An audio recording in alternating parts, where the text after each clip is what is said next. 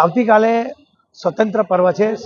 સૌ દર્શક મિત્રોને ખૂબ ખૂબ શુભેચ્છાઓ પાઠવું છું। આજે સમગ્ર સિવિલ હોસ્પિટલમાં નર્સિંગ વિદ્યાર્થીઓ, nursing staff, head nurse, nursing superintendent, શહેર ભાજપ પ્રમુખ પરેશભાઈ પટેલના અધ્યક્ષસ્થાનમાં તિરંગા યાત્રા કરવામાં આવી। 500થી વધુ લોકો આ યાત્રામાં જોડાયા।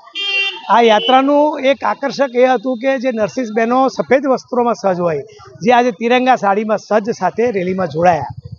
ભારત દેશ સમગ્ર વિશ્વનું વિશ્વગુરુ બને, ભારતની ખૂબ વિકાસ થાય અને જે આઝાદી જે લોકોએ આપી છે, જે લોકો શહીદ થયા છે, એને શ્રદ્ધાંજલિ સાથે આપણે તો આઝાદી તૈયાર લીધી છે, પરંતુ જેને શહીદો થયા છે એને શ્રદ્ધાસુમન તો અર્પણ કરું છું, પણ આ આઝાદીને ટકાવી રાખીએ અને ખૂબ ભારતને મજબૂત બનાવીએ।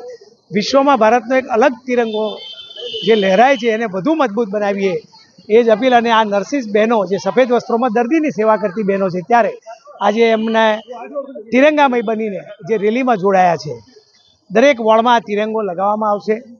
દરેક દર્દી સાથે પણ આવતીકાલે નર્સિસ બહેનો એને તિરંગાના આન બાન શાન સાથે સ્વતંત્ર પર્વની ઉજવણી કરશે। દરેક તહેવારોની ઉજવણી પરિવારની જેમ કરે છે, ત્યારે આજે તિરંગા યાત્રા પર અસંખ્ય વિદ્યાર્થીઓ સાથે આન બાન શાન ભારત માતા કી જય, વંદે માતરમના નારા સાથે યોજવામાં આવી।